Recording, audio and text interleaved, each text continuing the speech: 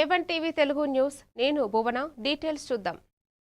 కేంద్ర మంత్రి బండి సంజయ్ సిరిసిల్లలోని కుసుమ రామయ్య జిల్లా ప్రజా పరిషత్ ఉన్నత పాఠశాలను సందర్శించారు.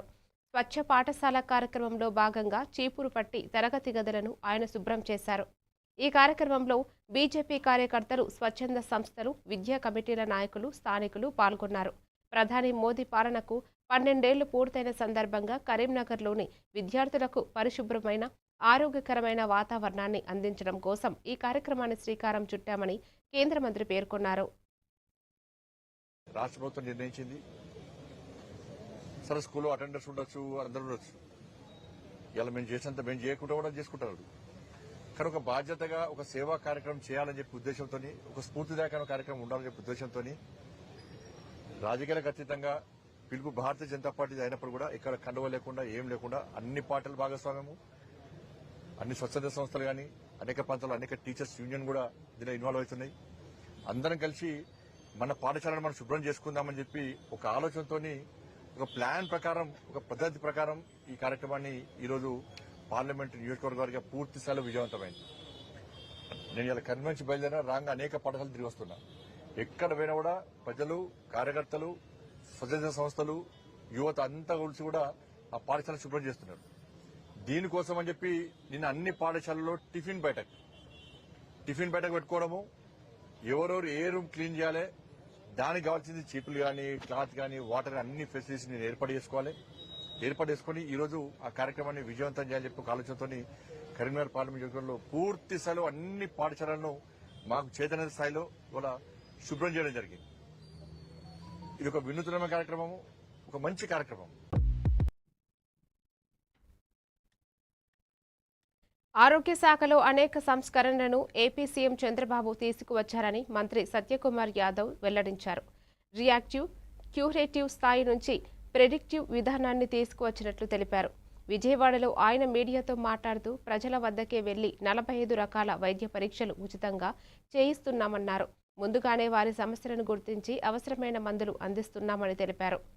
టెలిమెడిసిన్ ద్వారా ప్రజలకు ఉన్న సందేహాలను వైద్యుల ద్వారా సమాధానాలు ఇప్పిస్తున్నామని చెప్పారు. యూనివర్సల్ హెల్త్ స్క్రీనింగ్ కానీ, దానికి అనుసంధానంగా తీసుకొచ్చిన సంజీవని డిజిటల్ హెల్త్ ప్లాట్ఫామ్ గురించి చెప్పుకోవాలి. ఇవాళ గతంలో ఒక కన్వెన్షనల్ హెల్త్ కేర్ ఎలా ఉండేదంటే, ఎవరు అనారోగ్యం బారిన పడిన వాళ్ళు లేదా వ్యాధులకు గురైన వాళ్ళు ఆసుపత్రికి వెళ్ళడం, డాక్టర్లను సంప్రదించడం, తద్వారా దానికి కావాల్సిన చికిత్సను పొందడం, ఇది మామూలుగా జరుగుతున్న సంప్రదాయబద్ధమైన వైద్యం అనేది. కానీ అంటే ట్రీట్ ది సిక్ అన్న విధంగా, అంటే ఒక రియాక్టివ్, క్యూరేటివ్ అప్రోచ్ నుండి ఒక ప్రెడిక్టివ్, ప్రివెంటివ్ వెల్నెస్ అప్రోచ్ దిశగా కూడా ఈ రాష్ట్రాన్ని ఇవాళ కూటమి ప్రభుత్వం తీసుకెళ్తా ఉంది.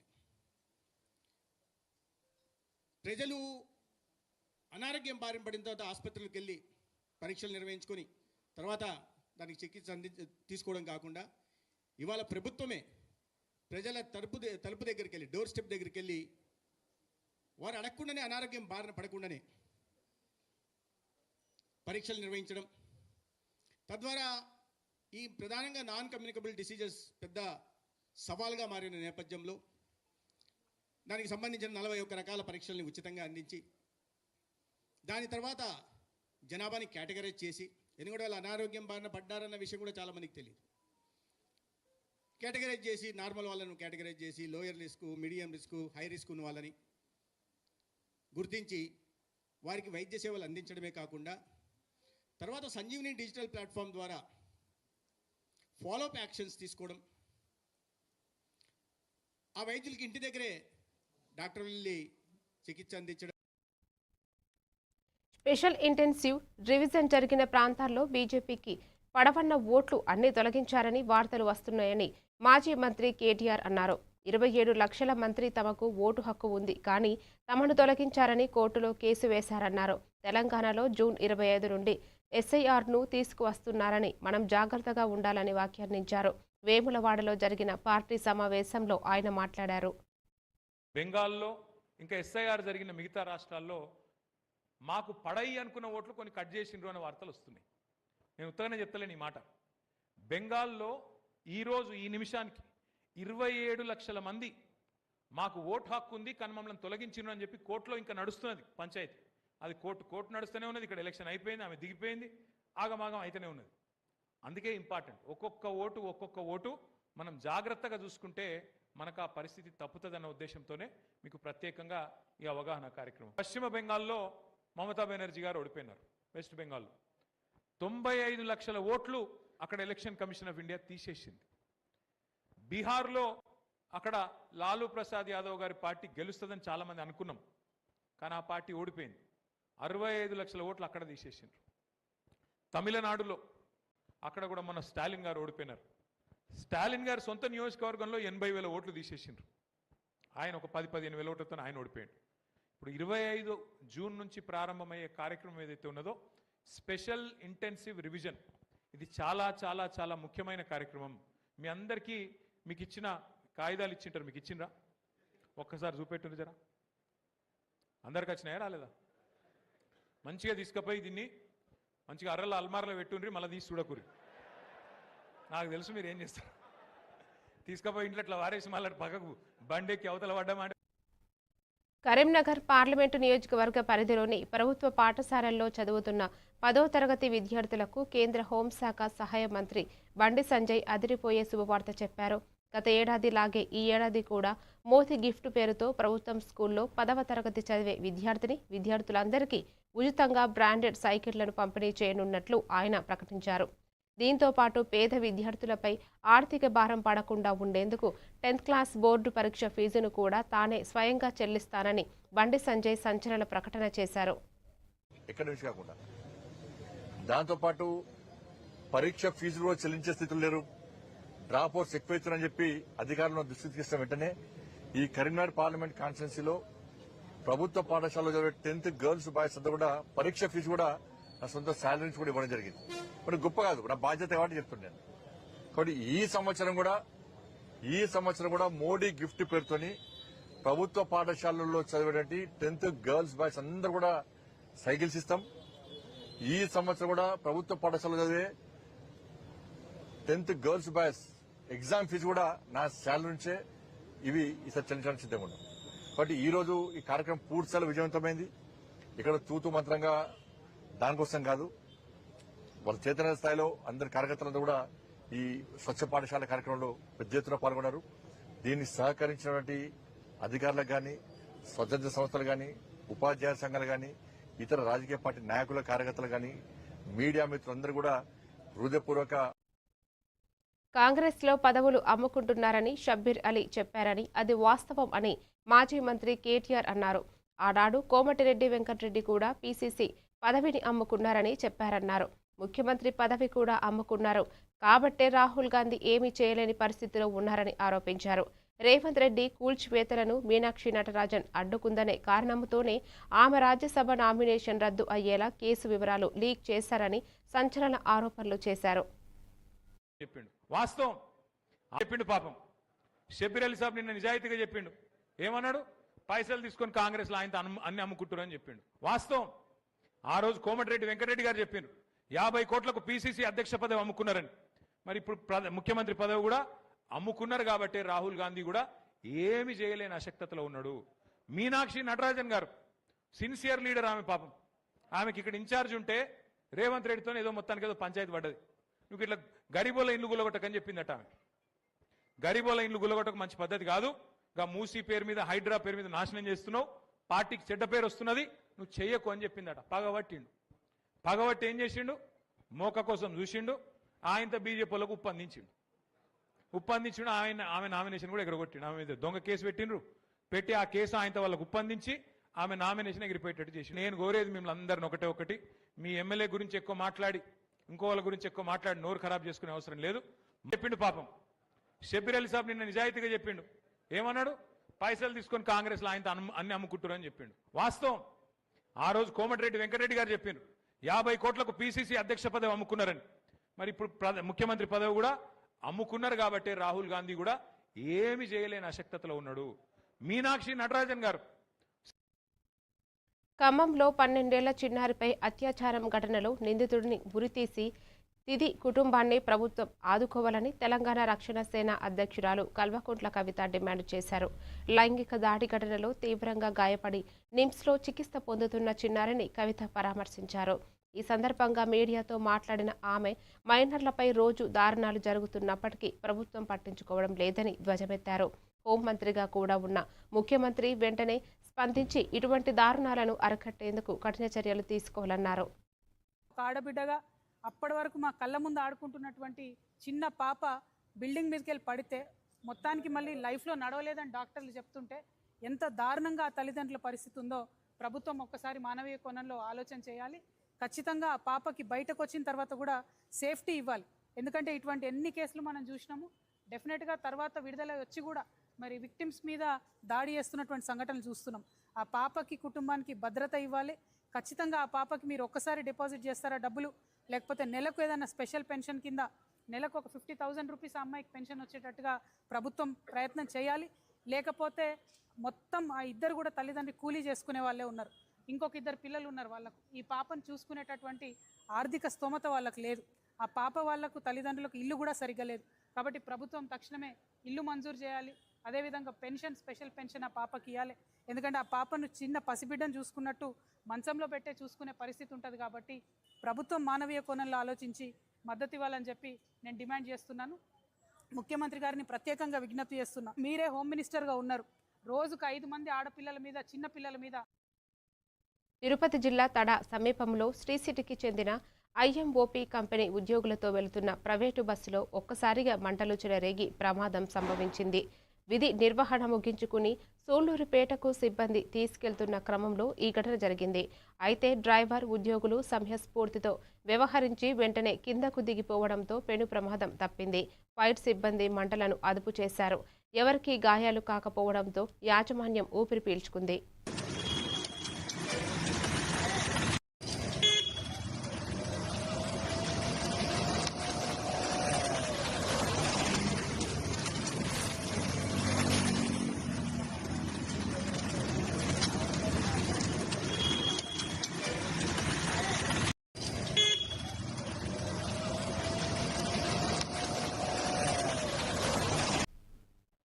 యూరియా సరఫరాలపై అపోహలు వీడాలని నెల్లూరు జిల్లా కోవూరు ఎమ్మెల్యే వేమిరెడ్డి ప్రశాంతిరెడ్డి అన్నారు. జిల్లాలో సమృద్ధిగా యూరియా నిల్వలు ఉన్నాయన్నారు. కోవూరు నియోజకవర్గానికి మొత్తం 7,000 టన్నుల యూరియా అవసరం ఉందన్నారు. ఇప్పటి వరకు 4,500 మెట్రిక్ టన్నుల యూరియా పంపిణీ చేశామన్నారు.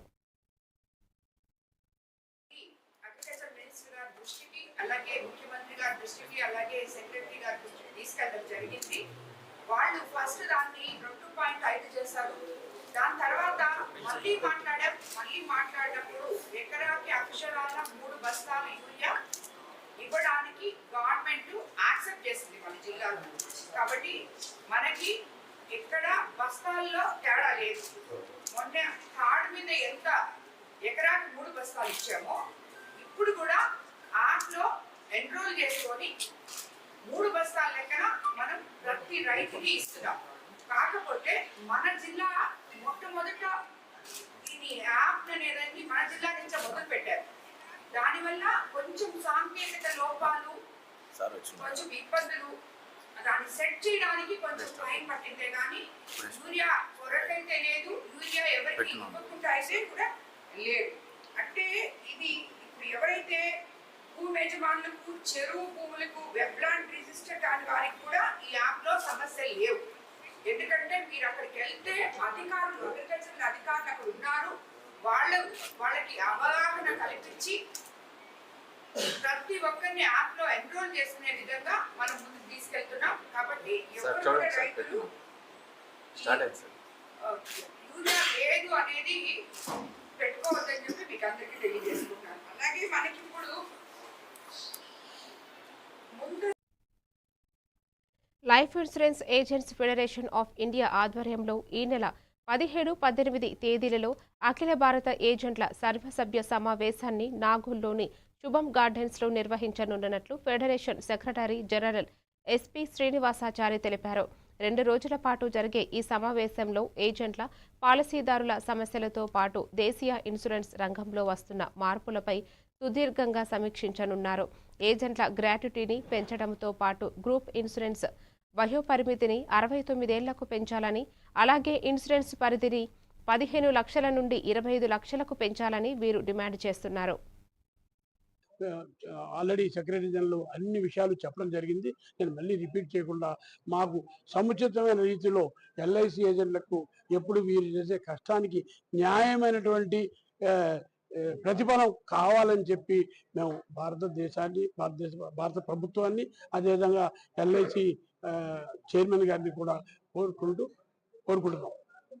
ఎలా చేయాలి, అలాగే ఇన్సూరెన్స్ ఏజెంట్ల యొక్క నైపుణ్యత పెంచడానికి, ప్రొఫెషనల్ డెవలప్ చేయడానికి ఏ విధమైనటువంటి మార్గదర్శకాలను డిజైన్ చేయాలి, అలాగే ఏజెంట్ల యొక్క సమస్యల పైన కూడా ముఖ్యంగా ఈ యొక్క ఏజెంట్ల యొక్క గ్రాట్యుటీని, గ్రూప్ ఇన్సూరెన్స్ యొక్క ఏజ్ను 69 నుండి మరియు గ్రూప్ ఇన్సూరెన్స్ 15 లక్షల నుండి 25 లక్షలకు పెంచాలని చెప్పేసి, అలాగే మెడిక్లెయిమ్ ఫెసిలిటీ ఇప్పుడు ఏదైతే క్లబ్ మెంబర్లకు మాత్రమే ఉన్న మెడిక్లెయిమ్ ఫెసిలిటీని మొత్తం ఏజెంట్లందరికీ కూడా ఈ యొక్క మెడిక్లెయిమ్ ఫెసిలిటీ అందించాలని చెప్పేసి మేము life insurance corporation of India management వారిని కూడా కోరుతా ఉన్నాము.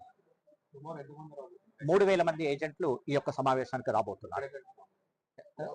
యావత్ భారతదేశం నుండి, మీకు ఒకవేళ చెప్పాలి అనుకుంటే జమ్మూ కాశ్మీర్ నుండి వస్తా ఉన్నారు, పంజాబ్ స్టేట్ నుండి వస్తున్నారు, అట్లాగే జలంధర్, చండీగఢ్, ఢిల్లీ, ఇట్లా చూసుకున్నట్టయితే వారణాసి, గోరఖ్పూర్, అయోధ్య, ఫైజాబాద్, లక్నో, కాన్పూర్, అలహాబాద్,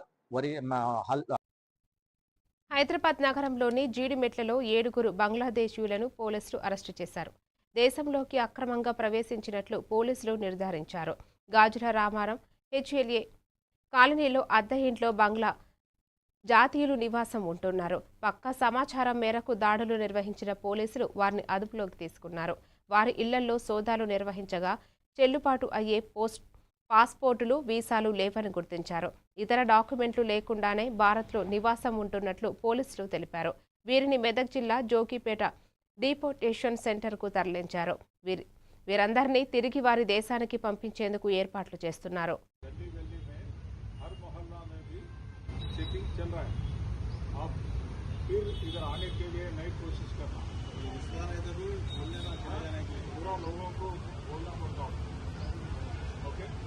बॉर्डर में भी पेट्रोलिंग ज़्यादा हुआ, बॉर्डर में भी फेंसिंग स्पीड हुआ, आए तो बहुत मुश्किल हो जाता है. कितना बार वोट डाले हम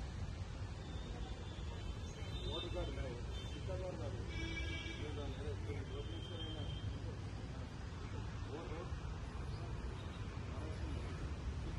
कितना पैसा कमा है वोट को कितना पैसा दे दिया अगर पैसा पैदा ना लगे.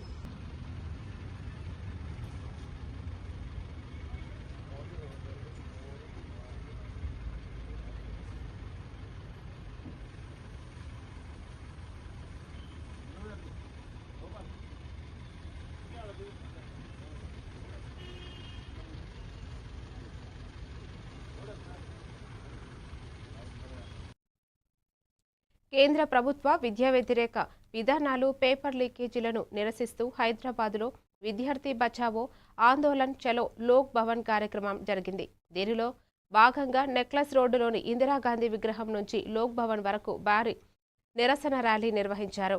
ఈ ఆందోళనలో ఎన్ఎస్యుఐ జాతీయ అధ్యక్షులు రి వినోద్ జాకర్, ఏఐసిసి కార్యదర్శి సచిన్ సావంత్, రాజ్యసభ ఎంపీ అనిల్ కుమార్ యాదవ్, ఎన్ఎస్యుఐ రాష్ట్ర నాయకులు, కార్యకర్తలు పాల్గొన్నారు.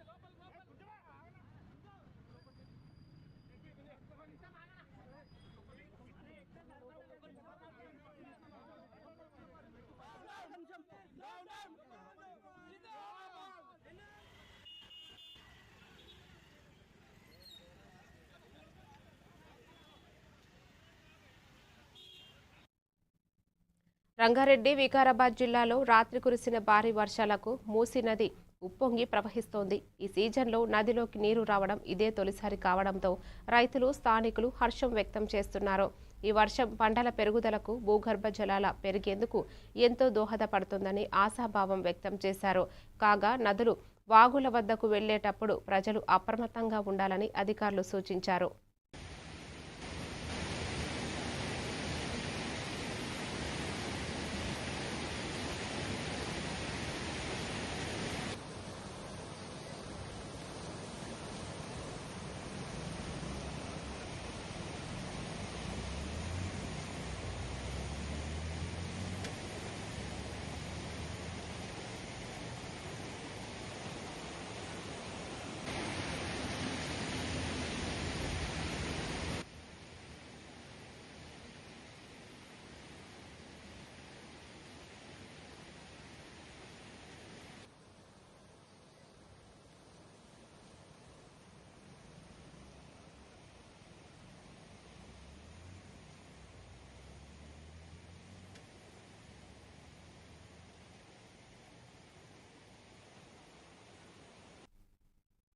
కాకినాడ జిల్లా పెద్దపురానికి చెందిన శ్రీలలిత ఎంటర్ప్రైజెస్ ఇండస్ట్రీస్ ఎండి శ్రీనివాస్, విద్యుల్లత దంపతులు శ్రీశైల దేవస్థానంలో స్వామివార్లకు బంగారం, వెండి వస్తువులను సమర్పించారు.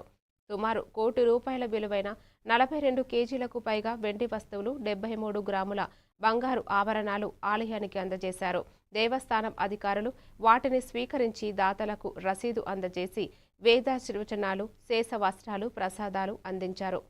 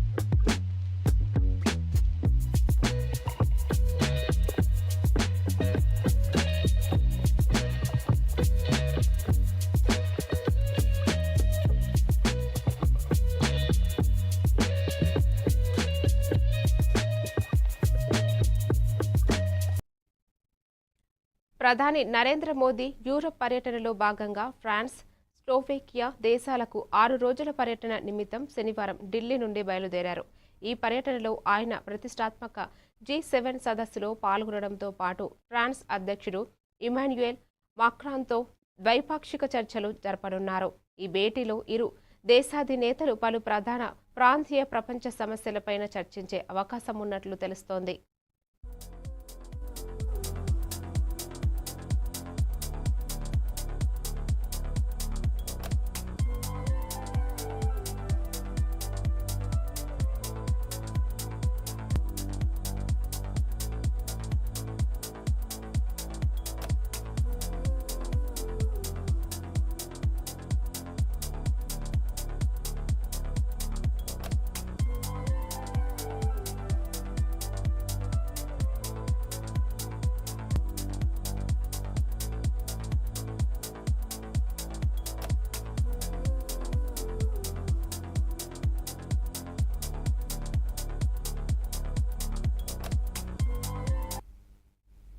భారత గగనతల రక్షణ వ్యవస్థలో ఎయిర్ ఫోర్స్ పాత్ర చాలా కీలకమని కేంద్ర రక్షణ శాఖ మంత్రి రాజ్నాథ్ సింగ్ వ్యాఖ్యానించారు.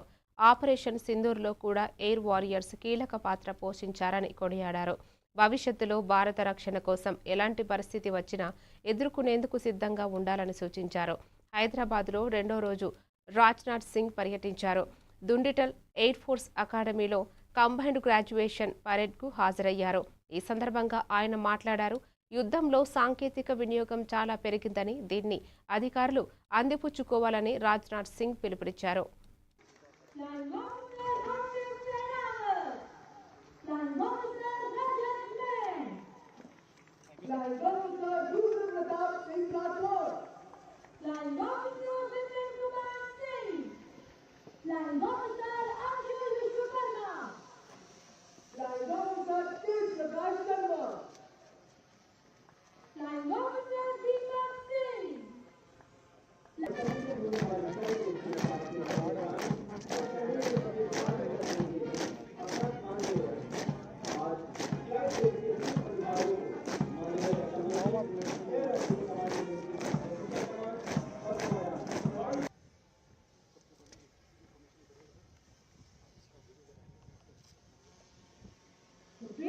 commissioned today are Flying Officer Ashish Kumar Yadav.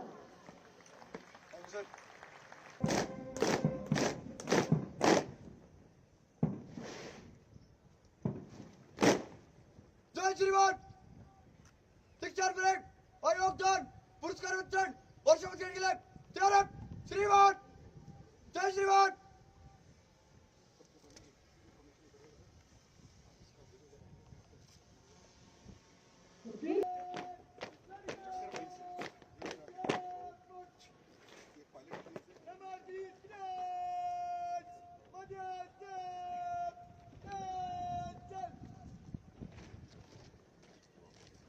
Lieutenant Karan Nagar.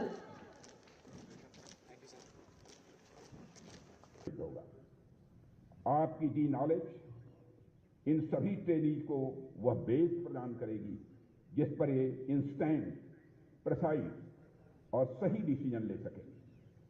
मैं यहां उपस्थित सभी ट्रेनीज के परिवार के सदस्यों को भी हार्दिक बधाई देता हूं।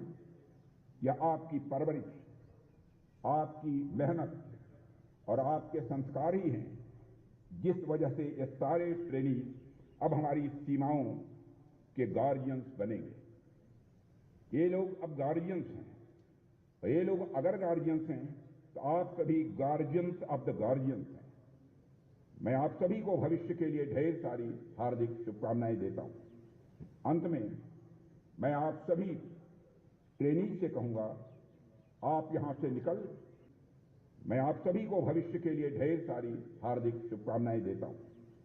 अंत में मैं आप सभी ट्रेनीज से कहूंगा, आप यहां से निकल आसमान को अपना घर बनाइए।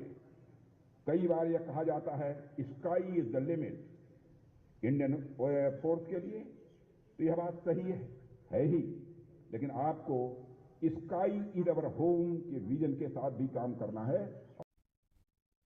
అస్సాంలోని జోర్హాట్లోని వైమానిక స్థావరంలో ల్యాండింగ్ సమయంలో ఒక సైనిక విమానం కూలిపోయింది. సామగ్రి రవాణాకు ఉపయోగించే AN-31 కార్గో విమానం ఈ ప్రమాదానికి గురైంది. ఈ ప్రమాదంలో పైలట్ ప్రాణాలు కోల్పోయి ఉండవచ్చని ఆందోళనలు వ్యక్తమవుతున్నాయి. ఘటనా స్థలంలో సహాయక చర్యలు కొనసాగుతున్నాయి.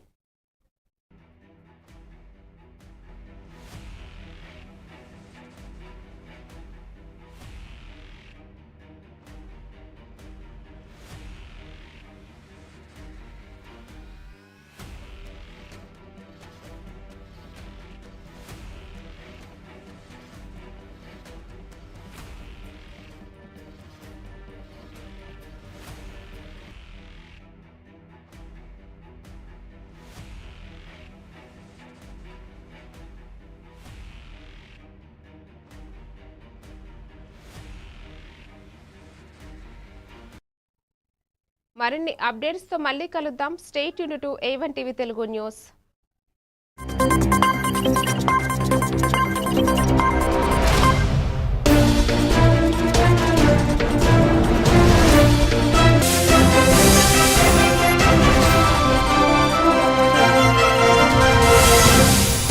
చంద్రబాబు నాయుడు గారు